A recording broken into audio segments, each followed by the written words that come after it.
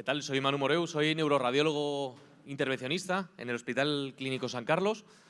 Y la verdad es que un enamorado de la radiología, pero sobre todo del neurointervencionismo, que es verdad que es parte de radiología, pero es una parte muy pequeña. Así que la idea es hablar de rayos y contaros un poco tanto mi experiencia como recomendaciones que os puedo hacer.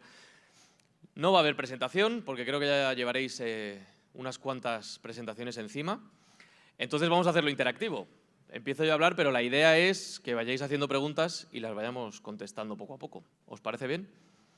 Porque cada uno tendréis vuestros intereses y vuestros miedos, filias y fobias, y entonces lo que vamos a hacer es intentar solucionarlas. A ver, la idea es, radiología es una especialidad muy guay porque es muy abierta. O sea, creo que sería la primera clave.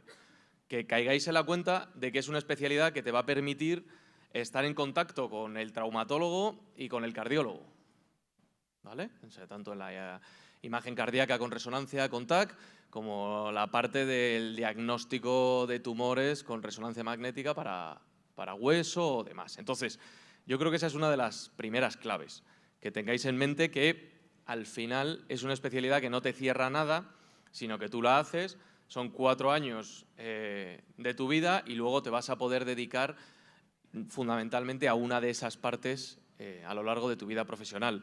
Porque esa es la segunda parte. Panradiólogos cada vez hay menos, cada vez nos estamos centrando en un aparato, un órgano, un sistema, en intervencionismo, en cardio, en lo que se os pueda ocurrir, ¿vale? Fundamentalmente, las secciones que tenemos son el tórax, que es la imagen radiológica clásica, el abdomen, donde hay sitios que meten la ecografía, TAC, resonancia magnética. Luego tendríais la mama, que es una parte muy importante en rayos, y es quizá, bueno, lo podemos dedicar después, o si no, me preguntáis y me recordáis lo de la mama, porque es una cosa específica distinta del resto de la parte radiológica. Después tendríais el músculo, tendríais la neuro y finalmente el intervencionismo. Entonces, como veis, son muchas especialidades, son muchas subespecialidades de las que tenéis que aprender. La parte B es que no sé cómo están ahora vuestros programas educativos en vuestras facultades, pero generalmente empiezas de cero. Y que eso no se asuste. Es decir, lo normal es que empieces sin saber lo que es un fotón. Y lo normal es que te dediques a aprender a diagnosticar enfermedades más que a la física pura y dura de la adquisición de imágenes, que también hay que conocer, pero que llegará poco a poco, ¿vale? O sea, yo creo que sí que es importante que caigáis en la cuenta de que vuestra función es aprender a interpretar imágenes, ¿vale? Entonces, para aprender a interpretar imágenes, vais a hacer rotaciones en cada una de las secciones que os he comentado. Ahí me faltaba la pediatría, que no la he dicho, que mi hospital es muy pequeña, entonces se me olvida. Entonces, son rotaciones de 3 meses en cada uno. En 3 meses en el tórax, 3 meses en el abdomen, 3 meses en la urgencia, ¿vale? De R1 a R2, de R pequeño, das una vuelta a todas esas especialidades. Y de R3 a R4 das otra vuelta. Con lo cual acabas rotando al menos 2 veces en cada una de las especialidades grandes. De tal manera que lo primero es una toma de contacto, vas aprendiendo de cada cosa para aplicarlo en la urgencia o para aplicarlo en las guardias, y la segunda vuelta ya es una segunda vuelta mucho más profunda, donde ya vas buscando lo que más te guste. Y para eso tienes 3 meses de optativa, donde podrás rotar o fuera o en tu propio hospital o donde sea, ¿vale? Para ya centrarte en alguno de esos aspectos. Os piden que terminéis de radiólogos, no os piden que terminéis de neuroradiólogos, es decir, la subespecialidad es una cosa que vendrá después en función normalmente de las ofertas de trabajo que haya. O buscaréis esa oferta de trabajo, es decir, en el Ramón y Cajal están buscando un radiólogo de músculo, pues a mí que me gusta la neuro no voy a ir a preguntar por eso. Entonces, normalmente eso funciona así, ¿vale? Vas al hospital y te dicen, no, aquí buscamos un radiólogo pediátrico. Pues oye, si te gusta, pues para adelante. ¿De acuerdo? Más cosas. Hospital grande o hospital pequeño. A ver, en rayos yo recomendaría hospital grande, pero por un motivo solo, que es que en la urgencia vas a ver enfermedades de todas las especialidades. Mientras que si estás en un hospital pequeño, la urgencia, por ejemplo, neuroquirúrgica, irá a un hospital que tenga neurocirugía. ¿Vas a rotar en neuroradiología? Por supuesto, porque los hospitales pequeños lo que tienen son convenios con los grandes en los que tu residencia haces la parte que no tienes en el hospital grande. Entonces, tú puede pasar que estés en el hospital de Leganés, un ejemplo, no sé si es real o no esto, y la neuroradiología la rotes en el 12 de octubre. Entonces, la parte de neuro la haces ahí. Es verdad que te falta la parte de urgencias a lo largo de toda la residencia para ver esas patologías. ¿Es importante? No. Bueno, ayuda, pero tampoco os volváis locos, ¿vale? Pero bueno, es una de las cosas que yo creo que va en pro de hospital grande frente a hospital pequeño si hablamos de radiodiagnóstico. Los siguientes serían salidas laborales, que igual os preocupan después, todas. Vamos, mucho tiene que cambiar la especialidad para que cuando salgáis no tengáis trabajo en la pública y en la privada, ¿vale?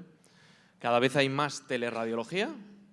De hecho, mis compañeros informan todos teleradiología, que eso es desde tu casa con tu ordenador, te llegan las imágenes y las informas y las ves estupendamente porque tienes el visor, tienes todo, muy cómodo, no pagan mucho, pero bueno, estás en pijama. Y ganar dinero en pijama siempre es muy guay, creo. ¿Vale? Venga, preguntas que tengáis. Te lanzo el micro, ¿no? Di. ¿Cómo crees que le va a afectar a la especialidad el desarrollo de la inteligencia artificial? Totalmente. Totalmente. Es decir, la radiología, no es que sí cambia radicalmente con la inteligencia artificial, pero más que nada porque la inteligencia artificial lo que te permite es sacar mucha más información de las mismas imágenes. Uno de los campos donde más se ha desarrollado es en el ictus. Y en el ictus lo que nos permite es ver mucho mejor el tamaño del infarto, verlo mucho más rápido, detectar el trombo, activar todas las alarmas que hay que activar de una manera mucho mejor para el paciente. En esclerosis múltiple, por ejemplo, están estudiando, oye, pues ya no, normalmente en la esclerosis múltiple comparas las lesiones de la resonancia previa frente a la resonancia actual y lo haces a ojo, ¿vale? O cuentas las lesiones. Pero claro, es mucho más... Uy, casi me cargo la tele. Está más grande que la de mi casa. Y entonces te da mucha más información saber el volumen exacto de las lesiones. O, por ejemplo, imagínate que eres oncólogo, estás haciendo un ensayo clínico, yo qué sé, en un paciente en estadio 4 y lo que te interesa es medir las metástasis. Pues es mucho más útil que un aparato te haga el volumen automático de todas las lesiones que alguien cuente el número de lesiones, o si han aparecido nuevas o si han disminuido o no en función de subjetivo. Entonces, la especialidad cambia completamente. ¿Que eso va a eliminar al radiólogo de la ecuación? No lo creo. No lo creo. Lo que va a hacer es dar una mejor atención al paciente y, sobre todo, mucho más personalizada. Porque, claro, tú al paciente oncológico le vas a decir tus metástasis han pasado de medir 12 centímetros cúbicos a medir 15 o de 12 a 9. O sea, son cosas que tú con los ojos no ves la diferencia, pero que es igual un 30% de disminución del tamaño de la lesión y eso para ese fármaco es útil. Con lo cual, ¿qué conseguimos? Conseguimos, imagínate, por ejemplo, estudios con... No, esto es el mundo de los sueños, ¿eh? Estudios con ELA. Pues imagínate que eres capaz de medir el grosor de manera precisa, rápida y segura del grosor de la corteza. Pues igual no tienes que esperar a que el paciente vaya mal para cambiarle el tratamiento, sino que antes eres capaz de detectar esa progresión y se lo cambias. Creo que va a ir más por ahí que por el tema de un robot va a sustituirnos en plan Titania o... ¿Vale? ¿Más preguntas? Voy yo, no te preocupes. ¿Sí? No, si es porque te oiga la web. Estamos entrenando un algoritmo para... No. Bueno, yo quería preguntar que si hay intervencionismo en radiología, en tal caso, ¿qué tipo de intervencionismo se hace? También quiero preguntar qué tal son las guardias de radiología y también, pues, qué posibilidades hay de trabajar en la privada o cómo se trabajaría y eso. Perfecto. Gracias. A ver si es que yo tengo una cabeza fatal, que no se me olviden las preguntas. Lo primero, intervencionismo, sí. A ver, casi todo el intervencionismo lo hacen los radiólogos, excepto cuatro cosas que serían la enfermedad vascular periférica, que depende del hospital, lo hace el radiólogo o el cirujano vascular. Pero sí, que no me oigan los cirujanos vasculares, aquello va fatal, ¿eh? O sea, es horrible, o sea, que es, vamos, o sea, porque todos acaban fatal. O sea, el below the knee, por ahora, para poner stent no es como la cardio. O sea, por ahora no le hemos dado o no hemos acertado. Entonces, esa parte la hace el cirujano vascular. El resto lo hace el radiólogo. ¿Qué es el resto? Oncológica, embolización de tumores, hígado, los TIPS, que los TIPS es el shunt por tocaba, radiofrecuencias, tanto en hígado como en riñón, diagnósticos vasculares venosos, lo suele hacer el radiólogo periférico. En neuro, cuando ya nos vamos a la parte de neuro, nos dedicamos fundamentalmente al ictus, aneurismas y malformaciones, ¿vale? Y todo eso lo puedes hacer en una sala de intervencionismo. La segunda parte, que son las guardias. Cuanto más grande sea el hospital, peores van a ser las guardias. En una relación probablemente lineal. Entonces, también vas a aprender más. También es más probable que tengas más compañeros residentes y más compañeros adjuntos. Con lo cual, hay hospitales muy grandes donde puede que las guardias estés mejor que en hospitales pequeños. ¿Por qué? Porque haya 2 adjuntos y 2 residentes, ¿vale? O incluso 3 residentes porque uno hace la pediatría. Entonces, es súper variable en función de cada hospital. Creo que la clave es saber cuántos compañeros tienes en la guardia. Creo que eso es fundamental. Y te diría que, para mí, más importante cuántos compañeros residentes que cuántos adjuntos. O sea, es mejor estar 2 residentes que estar con 2 adjuntos, porque te vas a sentir más acompañada en esos 4 años, ¿vale? Y las guardias son, a ver, ¿qué es malo? O sea, ¿vas a estar despierto por la noche? Sí, en muchas ocasiones. Pero es verdad que estás sentado en la silla o haciendo una eco o viendo un escáner. ¿Es eso peor que, yo qué sé, que una guardia de neurocirugía? Pues no lo sé, los neurocirujanos a las 4 de la mañana tampoco es que operen todos los días. Pero una guardia de rayos a las 4 de la mañana, lo normal es que te hayan llamado para algo. Porque cualquier cosa que venga te van a llamar. Entonces, son de dormir poco, podríamos decir, pero físicamente no son exigentes, ¿vale? No sé si... Y luego la última pregunta. Salidas en la privada. Salidas en la privada. Salidas en la privada. O sea, vamos a ver, en la privada, fundamentalmente habría que diferenciar trabajar en un hospital privado, que vas a tener ofertas, o hacer teleradiología desde tu casa, que ahí te tienes que dar de alta de autónomo y entonces pues te pagan por informe realizado, generalmente. Teleradiología, creo que no conozco a nadie que no haya encontrado trabajo de teleradiología. Es decir, hay mucho y se espera que siga habiendo, porque cada vez se hacen más pruebas. Es decir, nosotros, por ejemplo, en el clínico teníamos 3 resonancias, hemos pasado a tener 5. Dices, buah, pues te habrás quedado sin peonadas, porque claro, la lista de espera desaparece. ¿Qué va? Hacemos más. Porque cada vez te piden más resonancias por cualquier cosa. Con lo cual, es que el diagnóstico por imagen es una cosa que es que no va a parar de crecer. Porque habrá un momento en que se descubra una indicación nueva o que en estos pacientes oncológicos no hay que hacer el escáner cada 3, sino cada mes y medio. Cuando tengamos estas herramientas que nos permitan ser más específicos, harán más controles. Entonces, o sea, trabajo, no te voy a decir infinito, pero lo más cercano a infinito.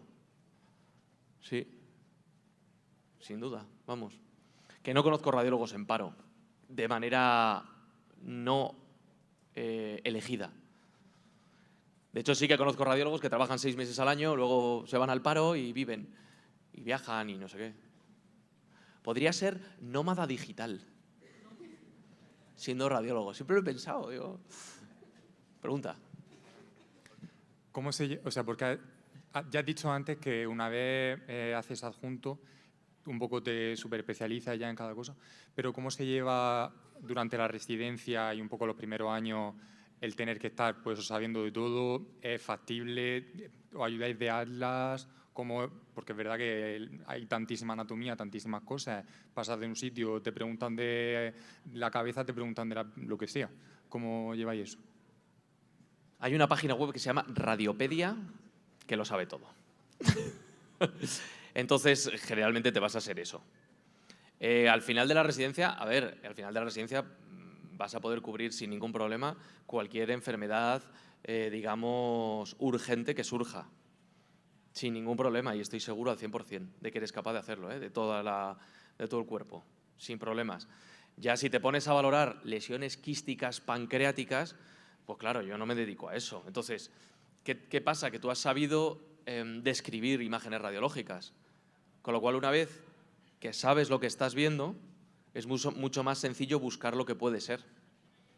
Con lo cual, la forma de proceder de un radiólogo es ver la lesión, identificarla, describirla y luego buscar el diagnóstico diferencial.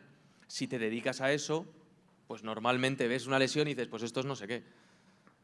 Hay una Felson, ¿os suena Felson? ¿Lo habéis leído el libro o no? Como el padre de la radiología, tal. Decía que hay diagnósticos radiológicos que él los llamaba Aunt Minnie, que es su tía Minnie. Que su tía Minnie podía vestirse con sombrero de rojo o ir de rosa, pero él la veía y decía, esta es mi tía Minnie. Y entonces eso es una forma de, oye, pues mira, al final llega un punto en el que ves algo y dices, es que esto es no sé qué. No tienes ni que describir ni nada. Entonces, el proceso es ese. Primero aprendes a describir. Los primeros años suelen ser muy descriptivos y ya llega un momento en que te has asentado en una especialidad y entonces ves las cosas y las diferencias. Y luego hay tumores o lesiones que tienes que repasar cada vez que te tocan, porque igual te tocan 2 o 3 veces al año. En función de lo grande que sea el hospital y de lo especializado que sea, claro. ¿Vale? Más cosillas. ¿Te estás haciendo aposta para que...?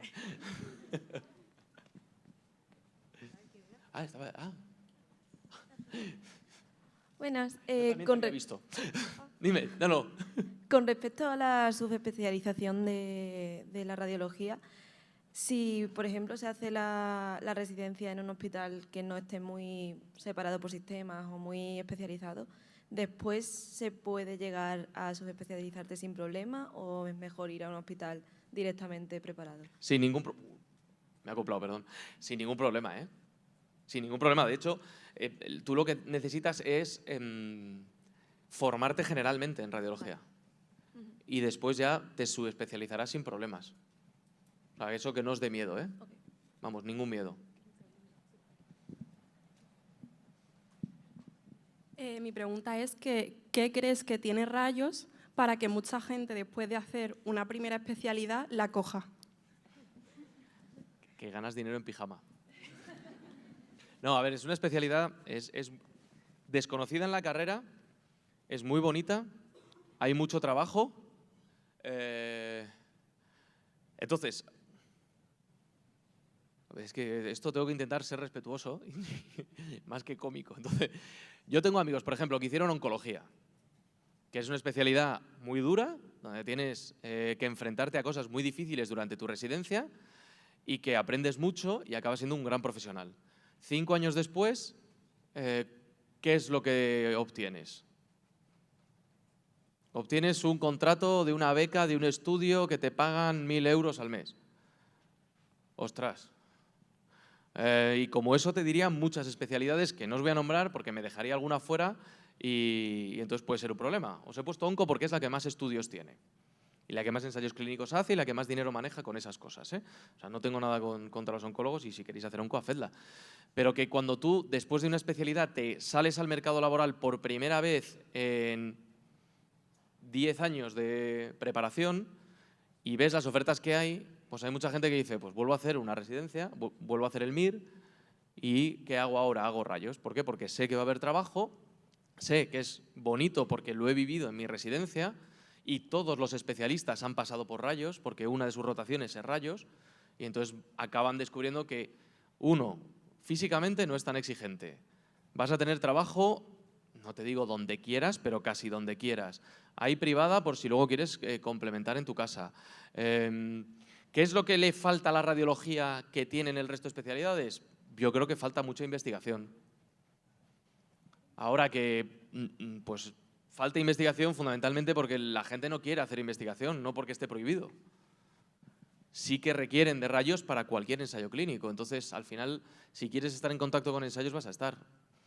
La explicación creo que es esa. Y de lo que yo he visto es eso, decir, oye, mira, es que no tenía una visión de carrera profesional. Y entonces, rayos sí que la tienen. Y luego, aparte, es muy guay. O sea, es una especialidad chula, ¿eh?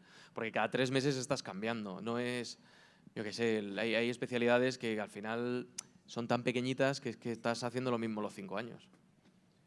Aquí no te gusta el músculo, pero sabes que son 3 meses y luego vas al tórax o lo que sea. Hola, yo tenía un par de preguntas. Uno es si crees que se pierde por completo el contacto con el paciente o si se puede conservar un poco una parte.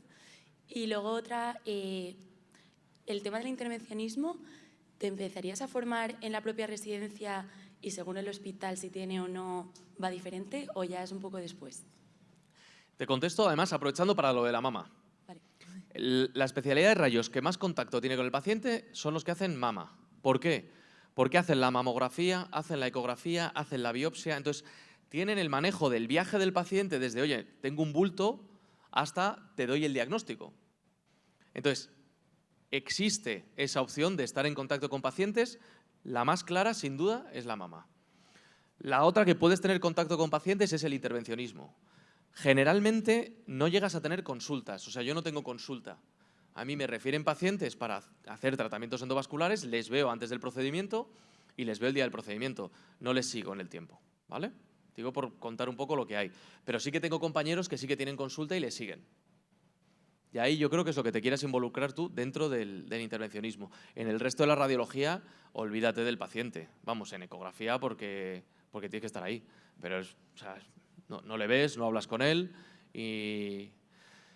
y aparte, yo creo que esto… A ver, en rayos somos los primeros que nos damos cuenta de que el paciente tiene un tumor.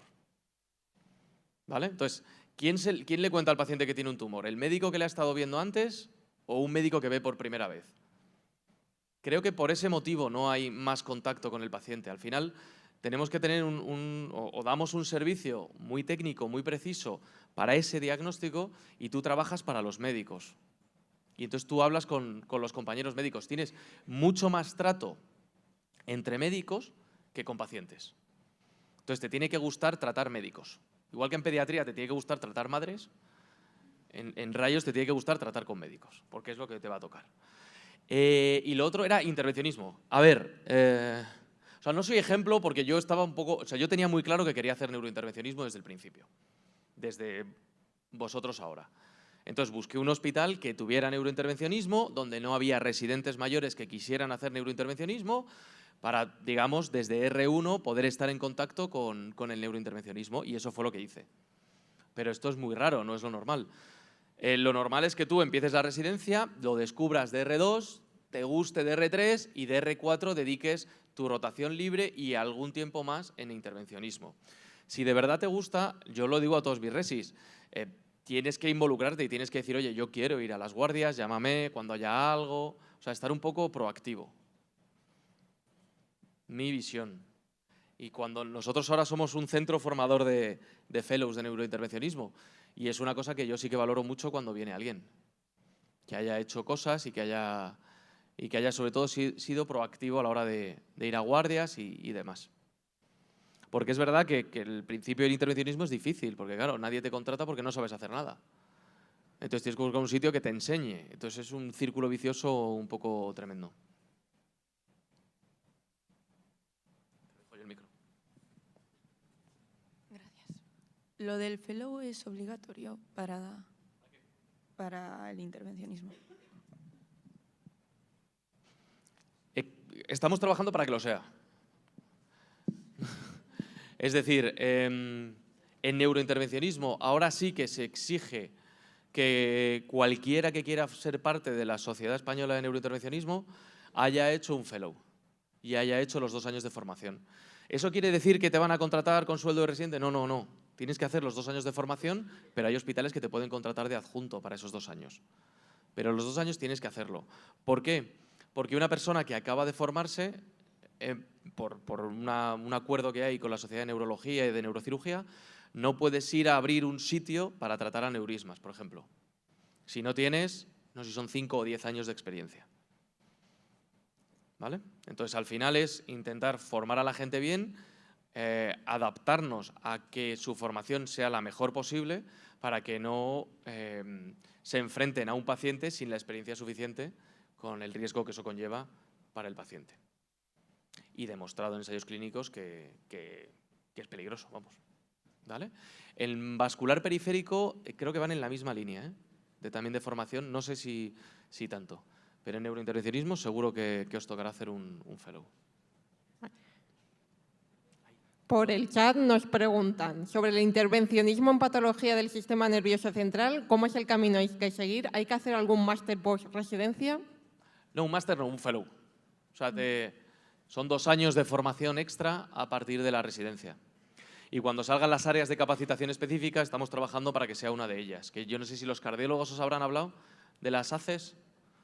Pues hay un programa del Ministerio para hacer áreas de subespecialidades y queremos que neurointervencionismo sea una de esas. Y preguntan también cómo se encuentra el mercado laboral del neurointervencionismo, si se necesitan. Peor que de rayos general.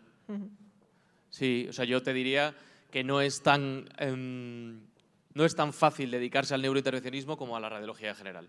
El neurointervencionismo es una cosa muy específica y muy pequeña.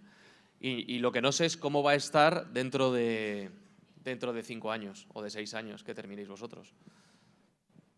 Entonces, prefiero no arriesgarme. Ahora mismo hay trabajo y nosotros todos los fellows que hemos formado han conseguido trabajo. Pero es verdad que no sé qué pasará dentro de 5 o de 6 años. Se va a jubilar mucha gente. O sea, hay tantas variables que desconozco que sería arriesgado.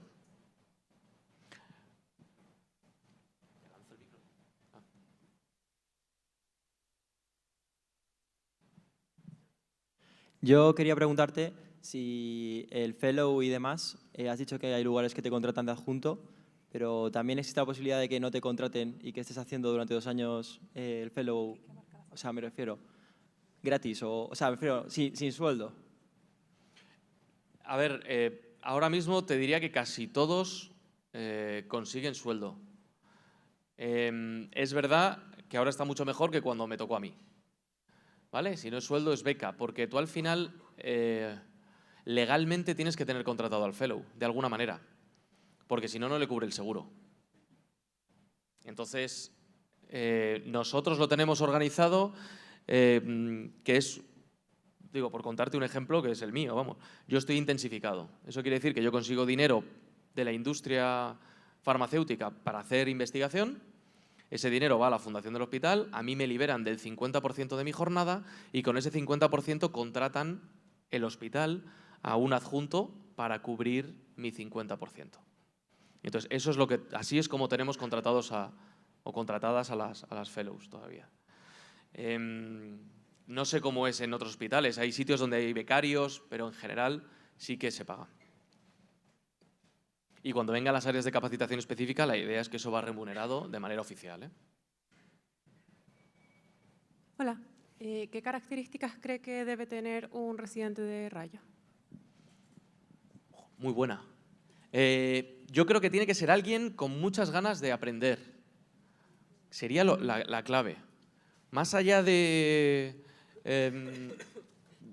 capacidades de comunicación, cosas de estas, no. La clave es que tú empiezas de cero y te tiene que gustar estudiar, porque vas a tener que estudiar mucho. Porque si no estudias en tu residencia, no lo vas a aprovechar, la vas a pasar, te van a probar, pero no vas a aprender. Entonces, tienes que tener muchas ganas de estudiar. Y el resto, todo el resto de cosas, de cualidades, creo que son secundarias. Eso es lo más importante. O sea, tú puedes ser, como seas, de introvertido, extrovertido, yo qué sé, que te guste más una cosa, pero la clave es, oye, empiezo con músculo, me voy a estudiar las enfermedades de músculo. ¿Más preguntas tenéis? ¿Sí?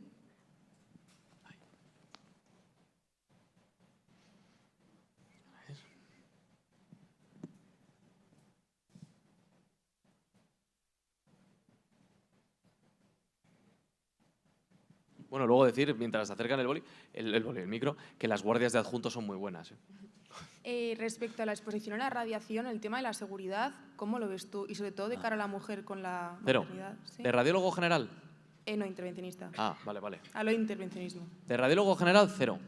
Y de radiología intervencionista, a ver, estás expuesto a radiaciones ionizantes. Tienes petos y los estudios que yo he visto de mis compañeros, presentaron en la reunión en nuestra nacional un estudio de esto, el riesgo no es muy alto. Incluso se podría trabajar con embarazo. Creo que ponen doble peto o algo así, pero al final lo que viene siendo la zona del ombligo está muy cubierta, tanto por la falda que llevas, que es doble, como por el peto que llevas por encima, que es doble en esa zona. Entonces, al final, estás 4 veces cubierto.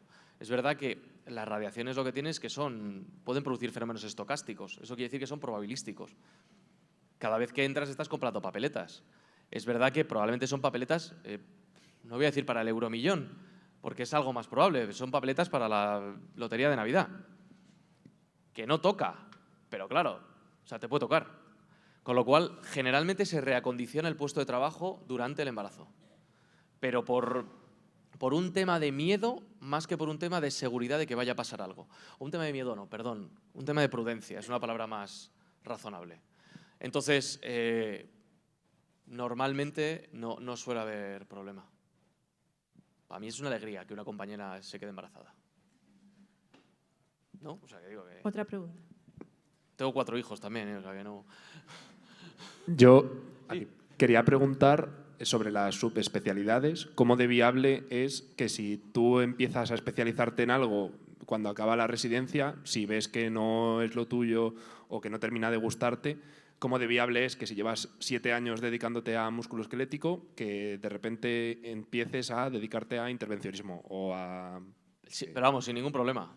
Hombre, intervencionismo suele ser más complicado porque te suele requerir los 2 años que habíamos dicho antes. Entonces es verdad que es más complicado enganchar el tren. Pero si te quieres cambiar de músculo a neuro, tengo compañeros que lo han hecho y no hay ningún problema, ninguna limitación ni nada. O sea, claro, yo de músculo no tengo ni idea, pero yo te sé ver perfectamente una rodilla, una rotura del menisco, del cruzado y cosas básicas, O sea, no... Informo resonancias de... Ahora menos, pero antes, hasta hace 6 meses, informaba resonancias de rodilla. Ecografía, pues hombre, no soy el experto mundial de ecografía, pero te puedo hacer una ecografía sin problemas. O sea, eso no hay problema. Bueno, yo creo que vamos terminando ya la ponencia y las preguntas. Muchas gracias, Manu. A vosotros.